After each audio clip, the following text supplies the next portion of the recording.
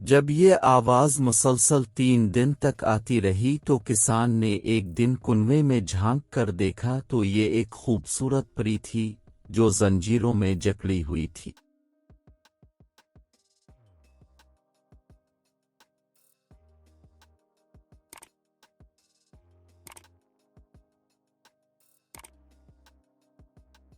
एक दफा का जिक्र है कि किसी गांव में एक किसान रहता था।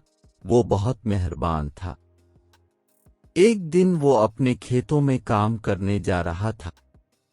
खेतों के रास्ते में एक कुआं पड़ता था। वो बहुत पुराना कुआं था। एक दिन इसने कुएं से किसी की आवाज सुनी। कोई मदद के लिए पुकार रहा था। ये आवाज किसी औरत की थी। ये कुआं एक जादूगर के कब्जे में था। किसान ने सोचा कि शायद जादूगर औरत का रूप बदलकर मुझे फंसाने की कोशिश कर रहा है। जब ये आवाज मुसलसल 3 दिन तक आती रही तो किसान ने एक दिन कुएं में झांक कर देखा तो ये एक खूबसूरत परी थी जो जंजीरों में जकड़ी हुई थी। इस परी ने किसान से कहा कि तुम मेरी मदद करो और जब तक मैं उन जंजीरों में जकड़ी रहूंगी तब तक मेरा कोई जादू नहीं चल सकता। किसान इसी वक्त घर से रस्सी ले आया और परी को कुएं से निकाला। जब परी कुएं से निकली तो उसने अपनी जादू की छड़ी से कुएं को आग लगा दी और कुएं के साथ जादूगर भी मर गया।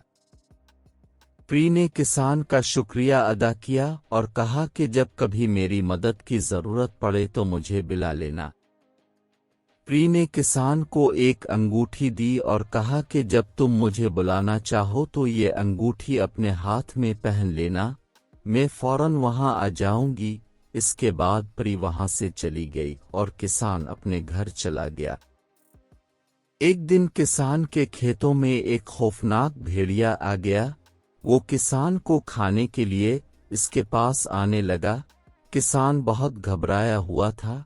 अचानक इसे परी की बात याद आ गई और इसने वही अंगूठी निकाली और इसे अपने हाथ में पहन लिया। परी वहां आ गई और अपनी जादू की छड़ी से इस भेड़िए को मार दिया। इस तरह किसान की जान बच गई। किसान ने परी का शुक्रिया अदा किया। परी वहां से चली गई। प्यारे बच्चों, हमें भी ऐसे ही हर किसी की बहादुरी और दिलेरी के साथ मदद करनी चाहिए।